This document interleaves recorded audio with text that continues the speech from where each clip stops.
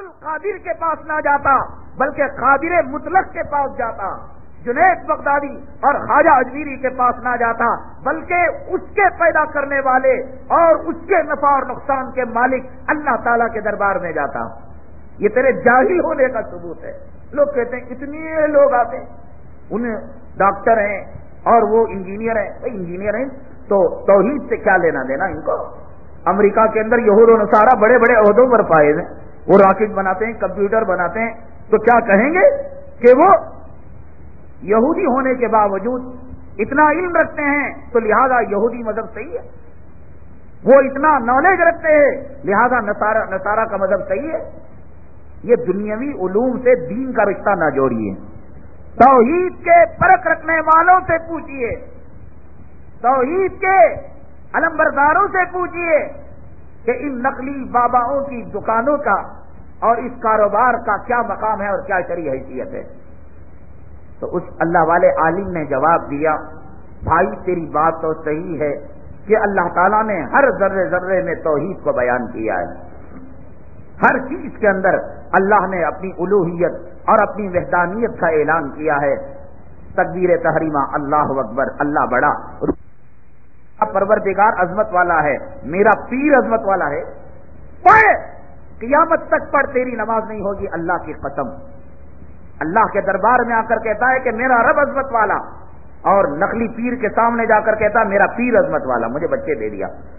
اگر بچے دے دیا تو اس کا مطلب یہ کہ تو گالی دے رہا ہے کہ تیرا پیر تیری بیوی کے پاس آنے والا ہے، کیونکہ دنیا دارالاسباب ہے۔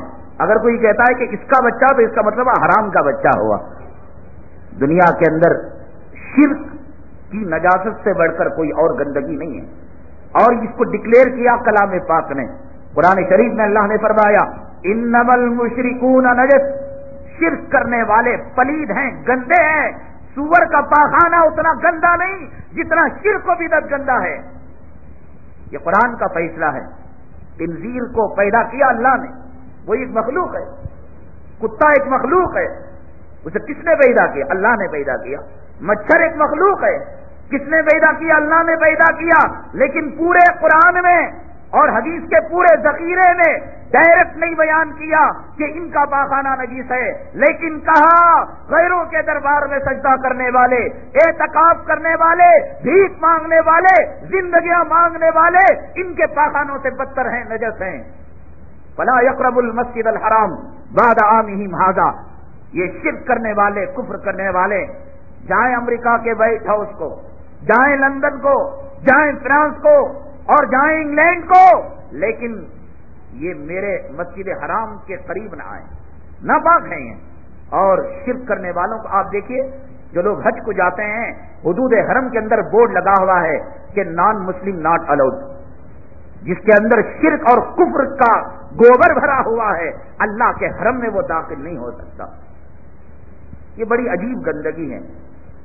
آپ مجھ سے پوچھیں مولانا آپ کے کتنے بچے، تو میں کہہ دوں گا اتنے بچے، اور پوچھے آپ کے بھائی کتنے، تو میں کہہ دوں گا اتنے بھائی، اور پوچھئے آپ کہ آپ کے بہنیں کتنے، بتلا دوں گا، آپ کے شاگرد کتنے، بتلا دوں گا۔ اور ایک قدم آگے بڑھاتے ہوئے کوئی پوچھ بھی بیٹھے کہ آپ کی بیویاں کتنی، وہ بھی بتا دیں گے۔ لیکن ایک پوچھتے ہوئے اگر مجھے یہ بتائیے کہ میری بات تو دور کی ہے، ایک گاؤں کے دیہاتی اور گاؤں کے کسان سے کوئی یہ سوال کرے تیری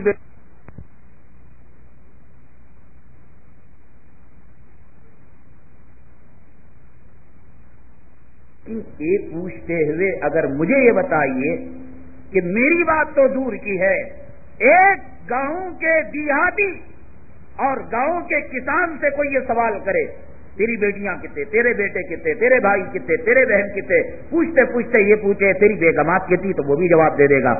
آگے بڑھ کر یہ پوچھے کہ تیرے باپ کتنے۔ غیرت اور شرم و حیا رکھنے والا، وہ فاسق اور فاجر، وہ گانجا مارنے والا شرابی، اگر باپ کا سوال کریں گے تو جوتا نکال لے گا، اگر ہاتھ میں وہ ہل جوتنے کا ڈنڈا ہوگا اس ڈنڈے سے آپ کے سر کو پھوڑ دے گا۔ ملعون کیا تو میری ماں پر الزام دھرتا ہے کہ میری ماں کے پاس حرامی باپ آئے تھے؟ دنیا کا ایک ذلیل انسان بھی اس چیز کو برداشت نہیں کرتا، لیکن مشرکوں کا کیا کہیے؟ قرآن نے کہا یہ گندے اور پلید اور ناپاک ہیں، جس کو ایک شرابی اور کبابی اور نافرمان بھی برداشت نہیں کر سکتا۔ یہ آسان سے خود کہتے ہیں کہ ایک تو ہمارے بابا گھر میں ہیں اور ایک ہمارے سرکار بابا فلاں جو ہے دربار میں ہیں۔ حرامی اپنی زبان سے خود کہتا میرے دو بابا ہیں۔ اسی لیے قرآن شریف نے کہا انما المشرکون نجس، کہ مشرک اتنا گندا اور پلید ہوتا ہے کہ اپنی منہ سے اپنے ماں کو گالی دیتے ہوئے، زنا کی تہمت لگاتے ہوئے، حرام کی تہمت لگاتے ہوئے تو بھی شرماتا نہیں۔ بابا جان بابا جان مجھے بچہ دے دو بابا جان۔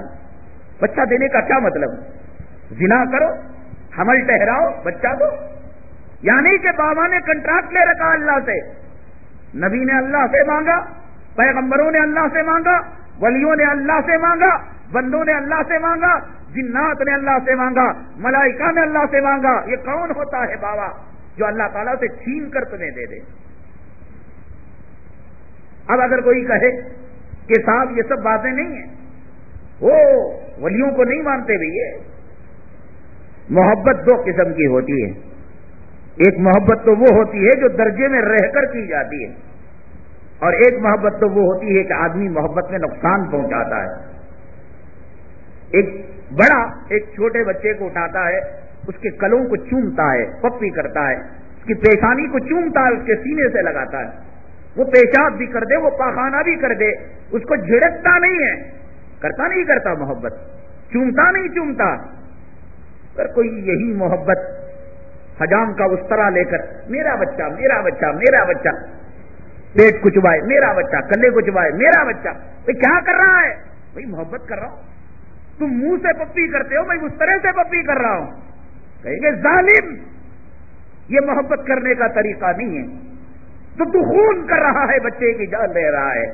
ولی سے محبت کرنے کا طریقہ یہ نہیں کہ ولی کو تو نے اللہ سے ملا دیا، رسولوں سے ملا دیا۔ ابھی میں آپ کو بتاؤں، جس چیز کے سننے کے لیے آپ بےتاب ہیں، لوگ بڑی بڑی کتابیں پڑھ کر آپ کو بیان کرتے ہیں شاہ ولی اللہ نے